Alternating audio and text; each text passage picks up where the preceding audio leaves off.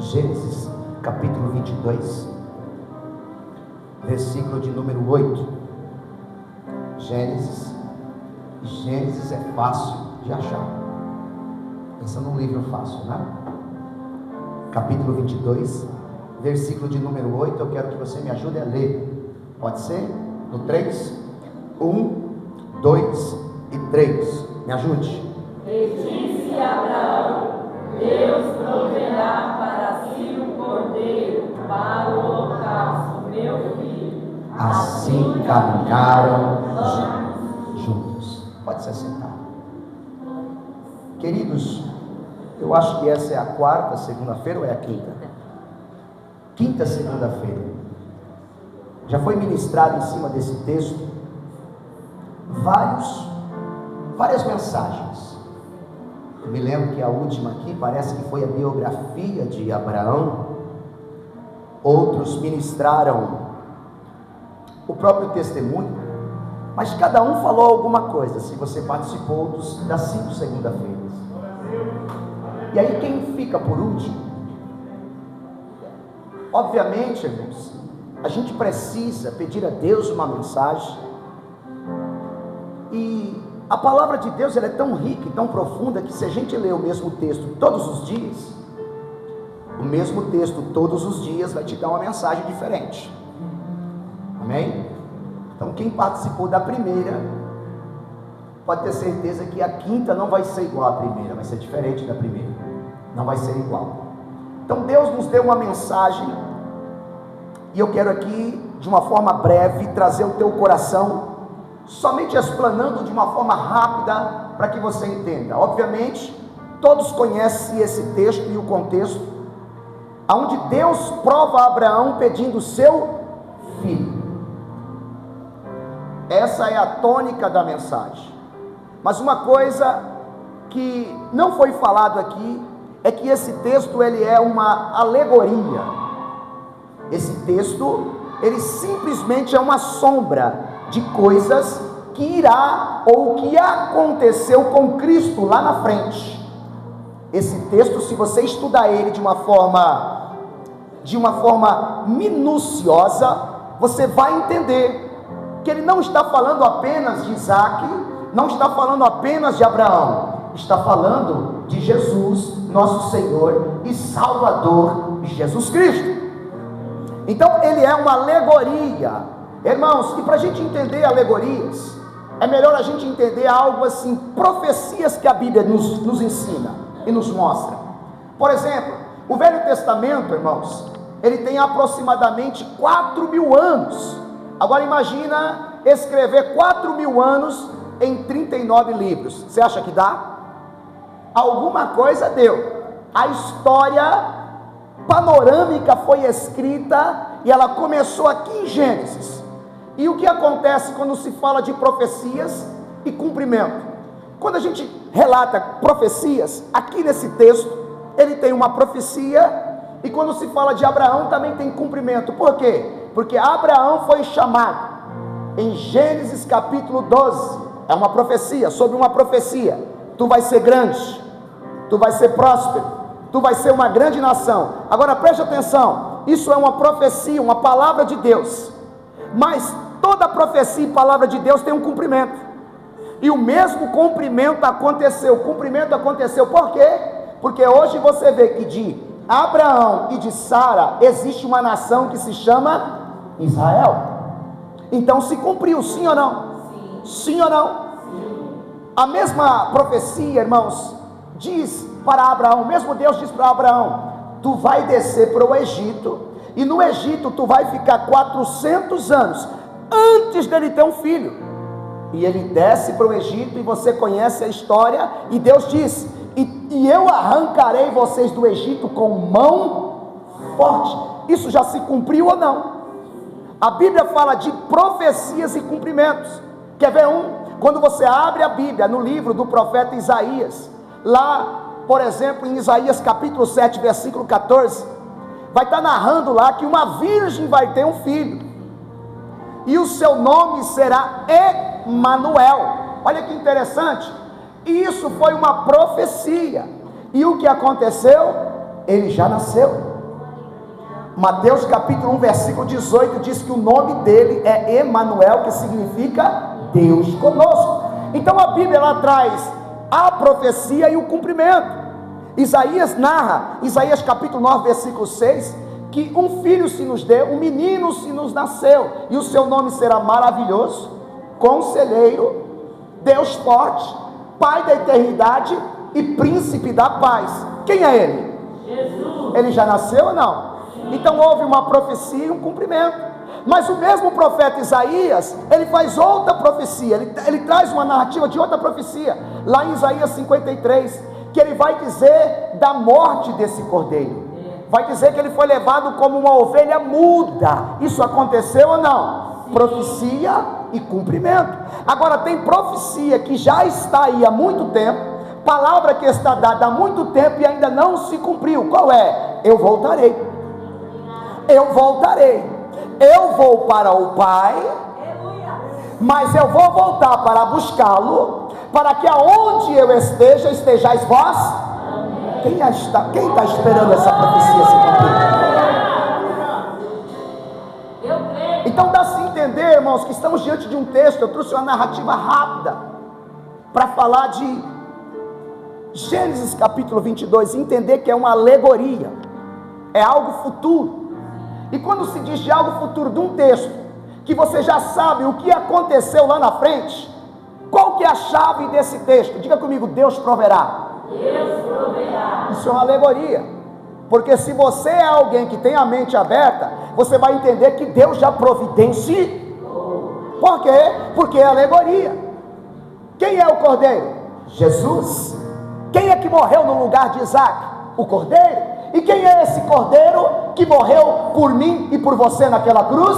Jesus. Então Deus não vai prover, porque, entenda uma coisa comigo, a gente vem por um proverá de Deus, nós entramos por um proverá do Senhor, sim ou não? Quem é que não precisa de alguma coisa?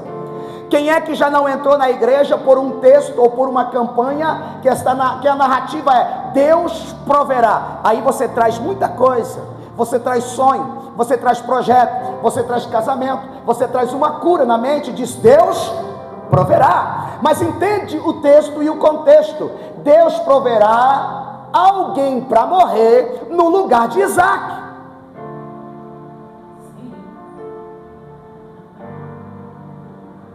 Deus proverá alguém para morrer no teu lugar, meu filho.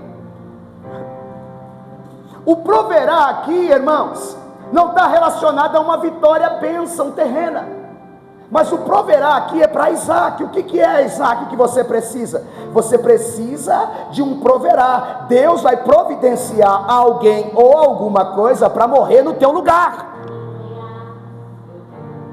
Agora, o mais interessante, irmãos, que ali estava o filho da promessa.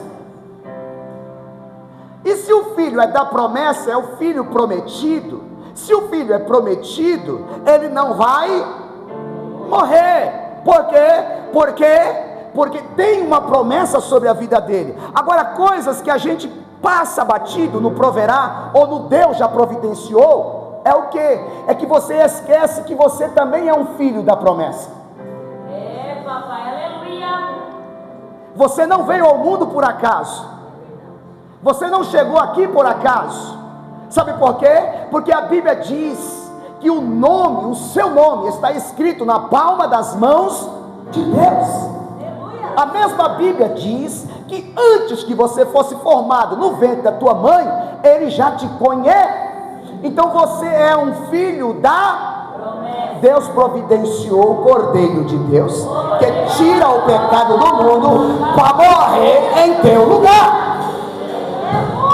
Assim como aquele carneiro ou cordeiro morreu no lugar de Isaac, também Jesus morreu em teu. Então eu estou falando de uma alegoria. Agora presta atenção, para a gente desenrolar aqui o texto. Deus, ele prova a Abraão. Ele prova a Abraão em duas questões. Preste atenção que você vai aprender. Primeiro, no literal. Segundo, no figurativo. Porque figurativo é alguma coisa que está representando. Literal é o de fato, é o que é. Deus provou Abraão pedindo seu único filho para que ele o sacrificasse. Agora pensa comigo, irmãos, é fácil obedecer um pedido desse? Para quem tem um filho só. Hoje eu senti o que Abraão sentiu. Por quê? Porque as pessoas romantizam esse texto. Por que elas romantizam esse texto?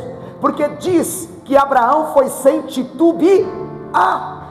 Abraão ouviu de Deus. Deus pede a Abraão: me dá o seu único filho em sacrifício. Aí as pessoas pregam: olha que lindo, Abraão foi sem reclamar, sem falar nada. Mas eu digo a você, a Bíblia não traz a narrativa dos sentimentos de Abraão no literal, porque a caminhada foi de 3 dias, 3 dias de penúria, 3 dias de sufoco, 3 dias de angústia, 3 dias de dor, 3 dias lembrando que, Pai, eu orei por ele.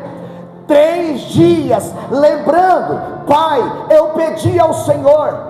3 dias lembrando de coisas assim: eu investi, eu dei banho, eu dei o melhor, eu pensei que ele seria o meu sucessor, eu coloquei toda a minha esperança nesse menino, mas ele não abriu a boca. Mas aqui dentro dele tinha dor. Pastor, o que você quer dizer? Que obedecer à voz de Deus dói.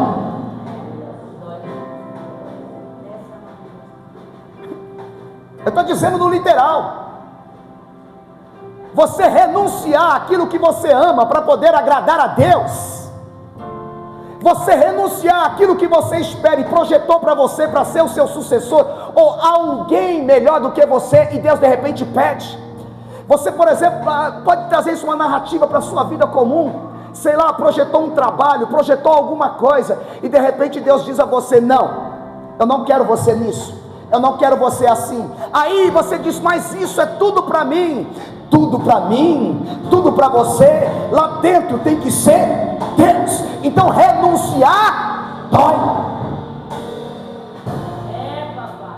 Às vezes achamos ou pensamos que estamos certos, queremos justiça, aí vem Deus e diz para você renunciar. Esse senso de justiça, esse coração duro que não pede perdão, que não se arrepende, que não volta atrás, que quer justiça a todo custo, que quer ver o circo pegar fogo a todo custo, e Deus diz: não, renuncia, vai doer. Obedecer dói. Me dá teu filho, me dá aquilo que você tem como juízo e preceito, me dá aquilo que tu amas e não quer abrir a mão, me dá aquilo que está doendo dentro de você, porque quem obedece tem a bênção de Deus, e obedecer nem sempre é fácil.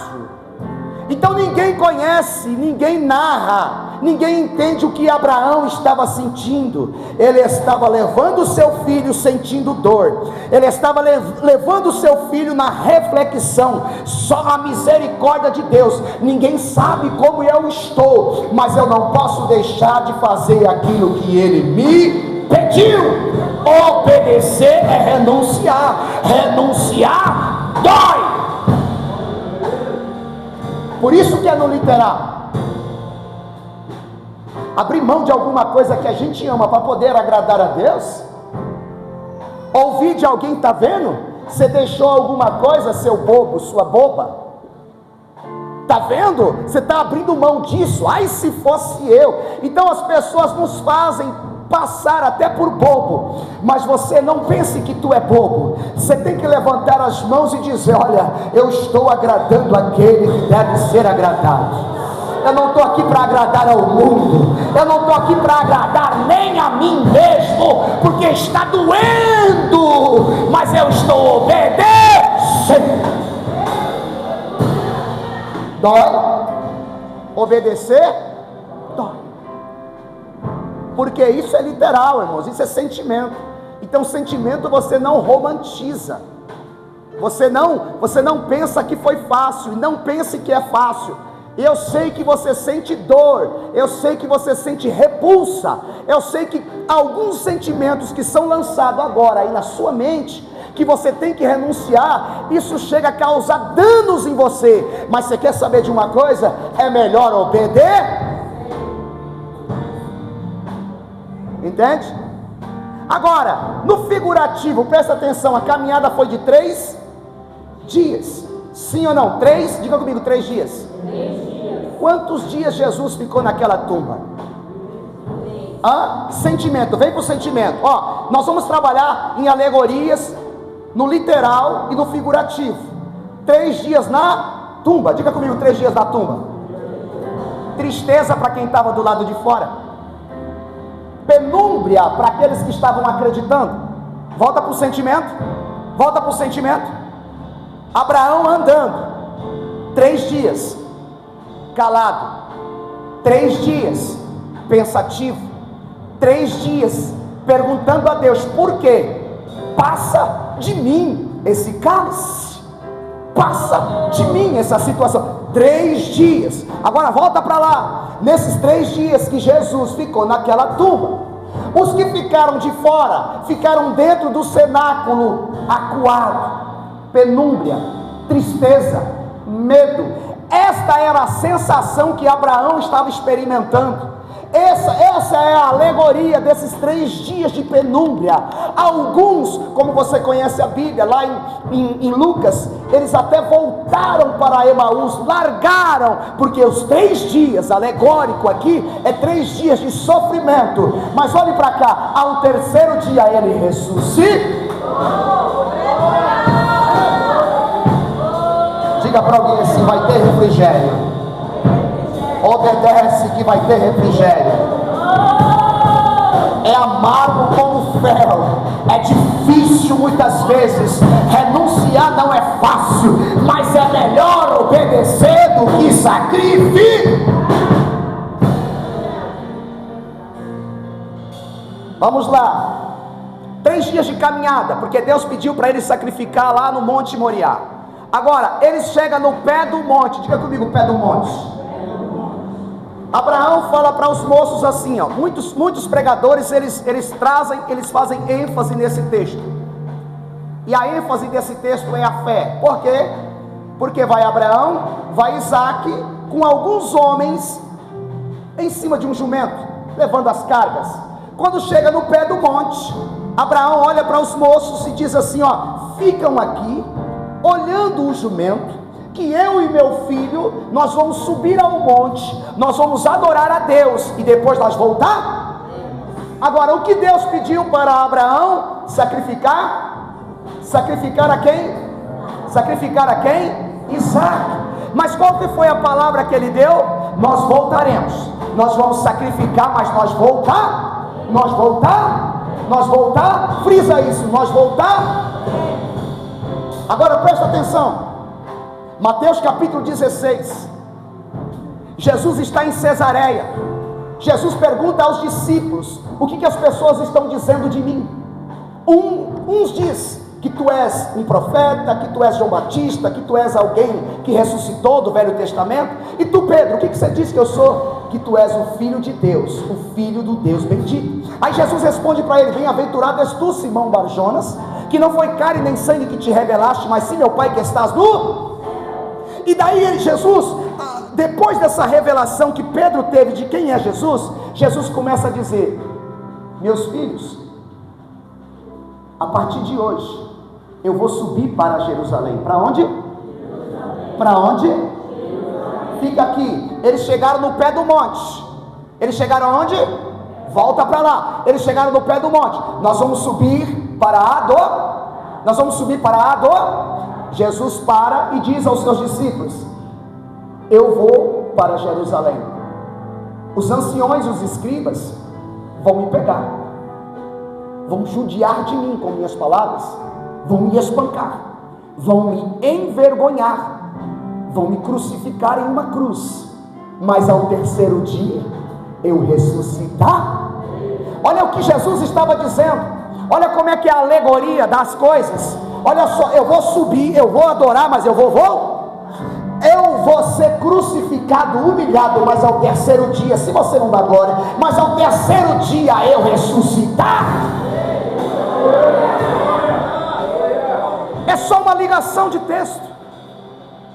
Agora, preste atenção, no pé do monte, ele já deu a palavra para os moços. Agora, tem três situações. Quais são as três? Lenha, fogo e faca. Olha que interessante, irmãos. Porque, presta atenção, fica comigo. Abraão despedindo os moços. Agora vamos nos preparar para subir ao monte. Isaac, a lenha vai contigo. Ele coloca a lenha, irmãos, nas costas de Isaac. Agora, o fogo, que é as brasas, e a faca, eu levo. Está no texto, é só você entender o contexto. Agora, o que significa essa lenha? Vamos para a alegoria? Vamos lá para frente? Olha bem, quem está levando a lenha é quem vai ser sacrificado. Quem está levando a própria lenha é aquele que o Senhor pediu para ele morrer, para ele ser crucificado e sacrificado no Monte Moriá.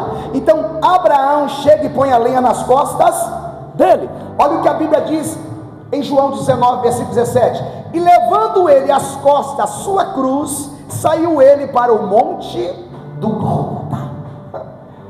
Qual que é o significado dessa cruz? Qual o significado dessa lenha? Diga comigo, cruz. Ninguém vai subir o monte da adoração sem levar a sua própria cruz.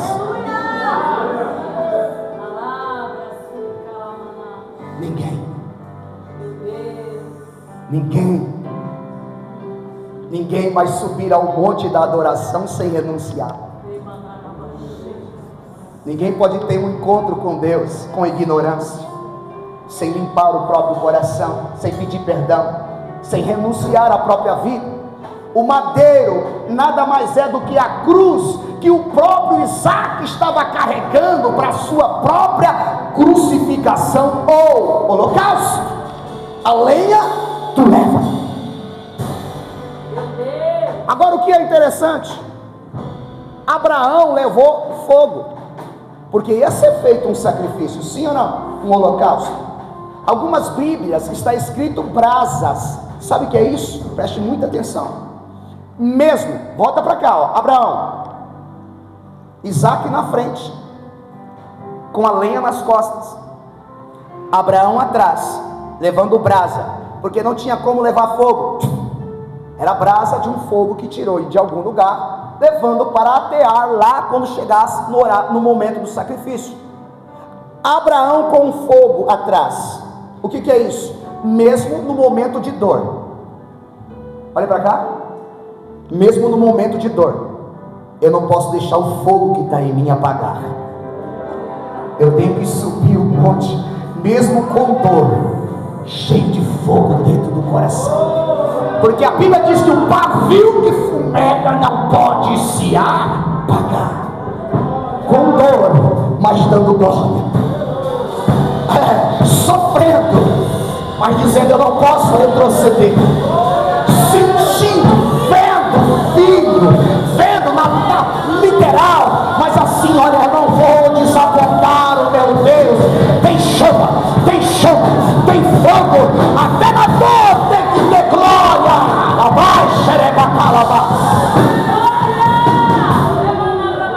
Eu sinto Deus aqui nessa mensagem.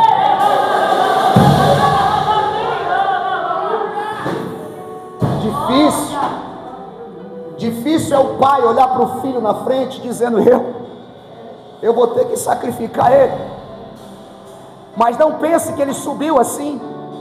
Ele subiu, louvado seja Deus por ter me escolhido para isso. Exaltado seja o teu nome, Senhor. Ainda que o lado humano não está acreditando, o fogo que está aqui está me dizendo que ele vai voltar vivo, que ele vai voltar vivo, que ele vai voltar vivo. Eu estou sentindo, eu estou sofrendo, está doendo, mas eu não vou parar de dar glória. Eu não vou parar de dar glória. Tem fogo aí, meu irmão. Tem fogo aí, meu irmão. Tem fogo aí, meu irmão. Tem fogo aí, meu irmão.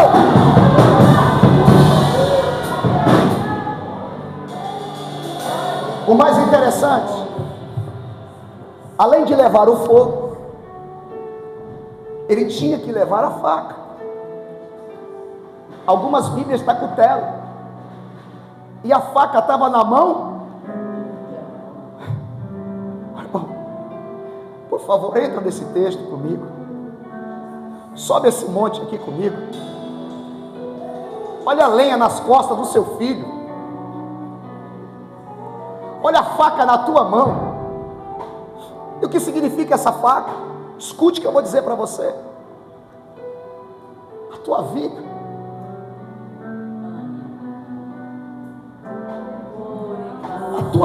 filho, está aqui na minha mão. A tua vida está aqui na minha mão. Isso pode ser profético. A tua vida está na mão dele. Está na mão dele. Está na mão dele. Operando ele. Quem impedirá?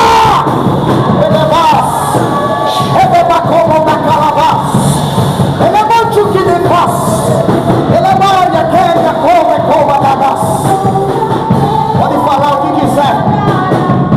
Pode pensar o que quiser. Pode dar decretos. Pode dizer, pode olhar, pode falarem, mas a vida dele, a tua vida está na mão dele. Eu sinto ele aqui. Às vezes a gente põe ponto final em alguém, a gente passa borracha nas histórias das pessoas. Às vezes as pessoas olham e dizem: olha, não tem como esse coração duro pode aceitar a Cristo, como essa pessoa pode chegar até aqui, como é que a vida dela ou dele pode ser mudada. Ei, levanta a tua mão, porque não só a tua, mas a mão dele também, a vida dele também está na mão de Deus, está na mão de Deus. Ele tem poder para dar a vida, para tirar a vida, porque a Bíblia diz que ele faz a ferida e cura, ele mata e traz a vida. Todo o poder foi lhe dado para a mão dele.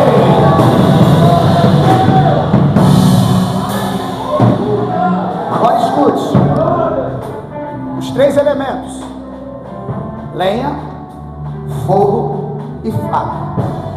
De repente um menino na frente andando, subindo, ele dá uma olhadinha para o pai e diz: pai, quem sabe depois de 100 metros, 200 metros de carregar, ele olha para o pai e diz: pai,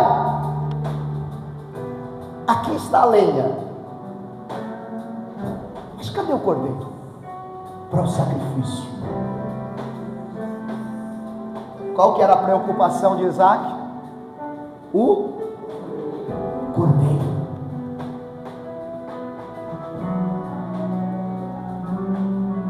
Irmãos, Isaac não era um adolescente. O capítulo 23 vai dizer que Sara morreu com 127 anos. Sara teve Isaac com 91. Historiadores dizem que Isaac tinha entre 33 a 37 anos. Ele olha e diz: pai, cadê o cordeiro? A preocupação de Isaac era: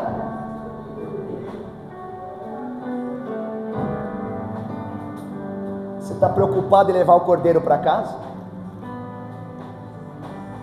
Você está preocupado em sentir o cordeiro?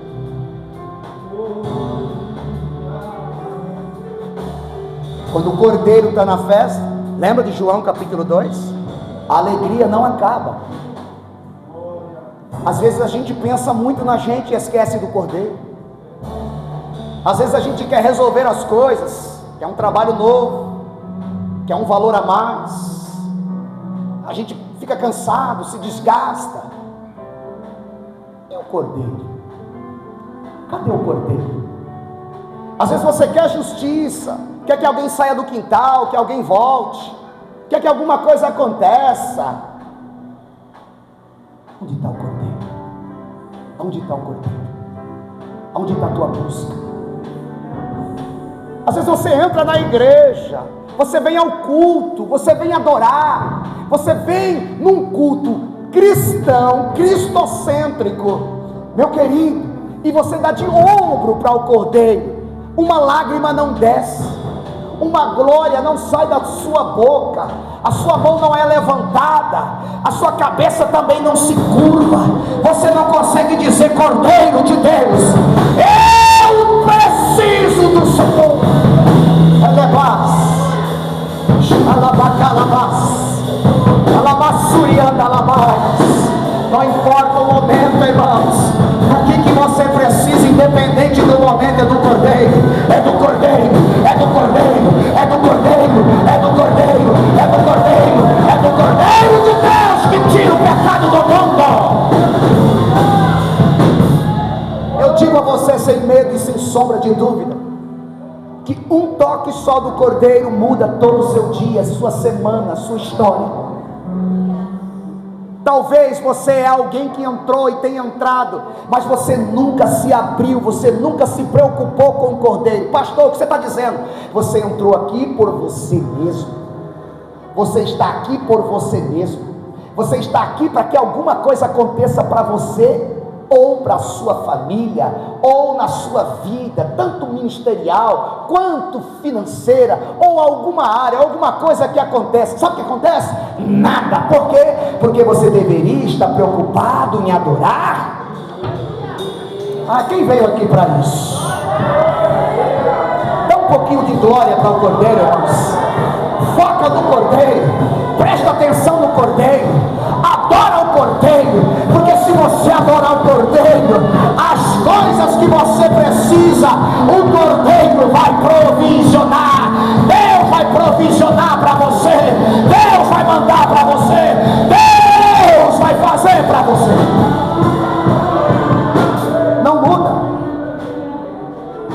Não muda o foco. As pessoas estão errando o foco. As pessoas estão errando o foco. A gente está finalizando. Por que está errando o foco? Porque a gente está tão irado, tão preocupado. A gente está tão cheio de si, que a gente esquece de buscá-lo. Irmãos, quem está percebendo a minha oração? Eu estou estendendo um tapete para o Cordeiro de Deus entrar. Eu estou estendendo um tapete a um ponto de contato para ele vir nas minhas orações. Porque se você estar aqui e não sentir a Jesus, não faz sentido. Você entende? Você dobrar o joelho e não se curvar diante dele, de fato, em espírito, não faz sentido.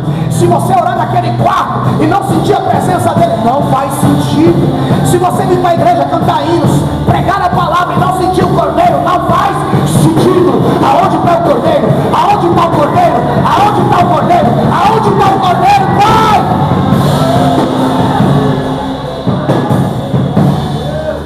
Resposta de Abraão. Lembra? Ele dá uma viradinha e diz: Pai, cadê o Cordeiro? Pai, a lenha está nas minhas costas. Abraão, inspirado por Deus, não tem outra coisa a dizer, porque ele é o pai da fé. Deus proverá para... Irmãos, Abraão se safou, porque é o que ele disse. Ele poderia dizer assim: Deus proverá para ti, Deus proverá para ti, mas ele diz: Deus proverá para si o Cordeiro. Lembra a alegoria, figura? Deus amou o mundo de tal maneira que deu seu Filho unigênito, para todo aquele que nele crê não pereça, mas tenha vida eterna. Abraão jogou lá para Jesus, Abraão jogou lá para frente. Por quê? Porque todos nós sabemos que nenhum homem tem capacidade de morrer para perdoar pecado ou como sacrifício. Somente um justo, somente um justo. Por isso está escrito em Filipenses capítulo 2, a partir do versículo 5, que ele se fez homem. Olha só, ele se fez sacrifício, e como sacrifício ele foi obediente, e ele foi obediente até a morte de cruz, para que todos os joelhos se dobrem, para que todos os joelhos se dobrem, toda língua confesse que ele é o Senhor, para a glória de Deus. Ele se fez sacrifício, Deus proverá para si. Ele sai do trono, se transforma em cordeiro e morre no meu e no teu lugar. Palavra profética, palavra cumprida.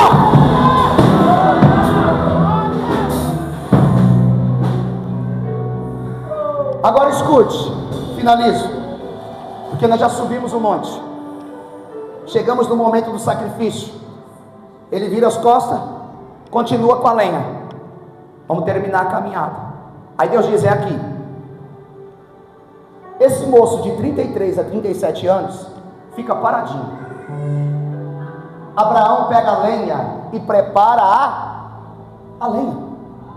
Ó, Abraão gentilmente agora diz: filho, deita em cima da lenha, o pai vai te amarrar. O pai vai te amarrar em cima desse sacrifício. Olha a obediência de Isaac, irmãos. Olha como é bom você construir alguém com o seu caráter de adoração. Porque sacrifício de pai para filho, quem estava sendo sacrificado aqui era o pai, amarrando o filho para um sacrifício. E muitos pais não querem se sacrificar por causa dos filhos, porque sacrifício bom que Deus pede para pai e para mãe é levar os filhos para Deus em sacrifício de adoração. Levar filho para Deus dá trabalho. Pastor, mas eu não estou entendendo o que o senhor quer dizer. Os filhos que os pais não se sacrificam para levá-los para Deus são os filhos da desobediência que opera no mundo. Dá trabalho falar para o seu filho orar meia hora? Dá trabalho falar para o seu filho abrir a Bíblia e ler a Bíblia? Dá trabalho você vir com ele para a igreja? Dá trabalho por quê? Porque percebe que o sacrifício, antes de qualquer coisa, a subida, a Bíblia diz que ambos subiram juntos. Eu estou te levando, mas eu estou indo com você. Eu vou te levar para o ambiente de sacrifício, mas tu não vai só, eu vou com? Levar o teu filho, irmãos, para um ambiente de adoração, para um ambiente de transformação. Dá trabalho, é sacrifício, mas é gratificante, porque na hora do sacrifício ele vai entender: eu sou uma oferta suave, eu sou uma oferta suave ao Senhor, não vou correr do ambiente. Está entendendo? Um homem de 33 anos poderia dizer: pai, tu já está com 100 e lá vai pedrada, você acha que tu vai me segurar nessa hora? Mas ele deita em cima da lenha. Abraão amarra ele. E aí Abraão pega agora a vida, que é a faca que estava na mão dele, e bravamente, irmãos, vai com tudo, porque ele tinha fé, certo? E ele vai com tudo. Olha bem, irmãos, ele vai para imolar Isaac. Mas quando ele está descendo a mão, o anjo brada. Primeira vez, o anjo: Abraão, calma. Por quê? Porque agora eu sei que tu temes a Deus e não negaste o teu único. Imagina Abraão, irmãos, ali, ó. Abraão, não faça isso, porque agora eu vi que teu coração é meu. Doeu, mas teu coração é meu. Sofreu, mas teu coração foi difícil, mas teu coração eu vi, Abraão. Eu vi que não foi fácil. Eu vi que você está sentindo, mas eu sinto que se eu não te paro, tu imola o menino. Teu coração é meu. Tu temes a Deus. Dói, mas eu temo. É difícil, mas eu temo. É difícil, mas eu obedeço. Eu prefiro obedecer a Deus. Oh, rebas. Não faça isso. Aí vem o resultado. Finalizo. Por que é o resultado? Porque quem teme a Deus e quem obedece a Deus, olha o que aconteceu depois. 22, versículo 15. O anjo bradou a primeira vez, agora a segunda vez, versículo 15 do capítulo 22. Então o anjo do Senhor chamou a Abraão pela segunda vez desde os céus. Ele disse: por mim mesmo jurei, diz o Senhor, porquanto fizeste essa ação e não me negaste o teu filho, teu único filho, deveras, levanta a mão assim, ó,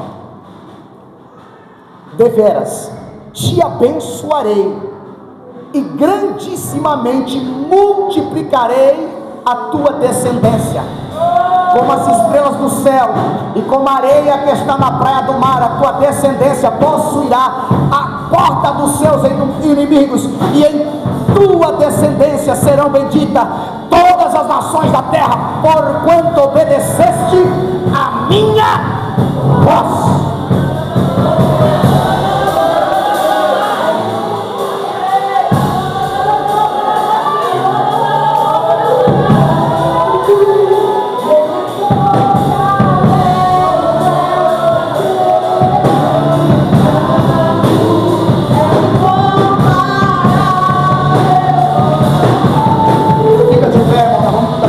Vai cantando, pode louvar. Deixa eu dizer para você aqui a moral de tudo isso, desse último contexto. Escute o que eu vou te falar, recebe se você quiser. Quando você abre mão de algo que você ama para agradar a Deus, olha o que Abraão fez. Ele abriu mão de algo que ele ama para agradar. Não é fácil, não. Seu tempo, sua vida, seus prazeres, sua noite, sua bebida, suas baladas, seus jeitos e trejeitos. Quando você abre mão de algo que você ama para agradar a Deus, Ele te dá algo, faz assim, muito maior ainda. O que Deus pediu para Abraão era um filho. O que Deus confirma para ele é uma nação. Só quem entende isso dá glória. Está abrindo mão de alguma coisa que para você é um apego, mas para Deus é pequeno, para algo muito maior. Todos os que têm coragem de abrir a mão, irmãos, de abrir mão de coisas que você ama para poder agradar a Deus, se preparem, irmãos. Se prepara. Sabe quando você diz a um emprego assim: eu não vou pegar esse emprego porque ele vai comprometer a minha adoração? Sabe quando você abre mão de pequenas coisas que você pensa assim: meu Deus do céu, será Deus? Eu estou precisando tanto, Deus, está doendo, Pai. Olha como é que está a minha vida financeira, Deus. Olha como é que está a minha casa. Mas eu prefiro te adorar, Senhor. Está doendo, mas eu prefiro te adorar, Senhor. Todos aqueles que abrem mão de coisa pequena, ou de grandes coisas pequenas que para você é grande, Deus fará coisas ainda maiores. Quero orar, irmãos, sobre uma palavra. Tem alguém aqui que precisa de coragem, ou que tem coragem de abrir mão de algo que ama para agradar a Deus? Tem alguém aqui que tem coragem de abrir mão do mundo? Porque o mundo para você talvez parece grande, para você poder agradar a Deus. Eu digo a você, Deus tem coisas maiores. Alegoria, irmãos, olhe para cá. Figurativo. O povo do Velho Testamento caminhava para uma terra que chamava Canaã. Qual terra? A terra que emana. Olha que lindo. Isso tudo é alegoria. Aqueles que acreditam em Cristo, eles caminham para uma terra onde a rua está descrita que é de ouro. Os muros são de cristais. Ali não haverá choro, ali não haverá dor, nem pranto, nem morte, porque as primeiras coisas já se passaram, e eis que tudo se faz novo. A igreja caminha para a eternidade com Cristo no céu. Quer abrir mão da terra para algo maior na eternidade com Deus?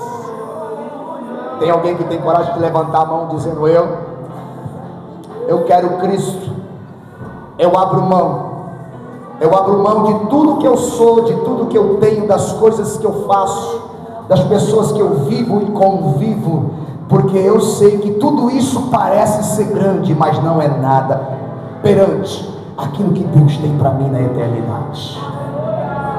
Tem alguém que quer abrir mão e dizer assim: eu quero Jesus hoje? É só levantar a tua mão, a gente ora por você. Está aqui? Se renda. Deus tem coisas maiores. Deus tem coisas maiores. Deus tem coisas maiores. Deus tem coisas maiores. Abre mão desse mundo por Cristo. Abra mão dessa terra por Ele. O que Ele tem para você não é 60 nem 70 anos. É eternidade. É eternidade.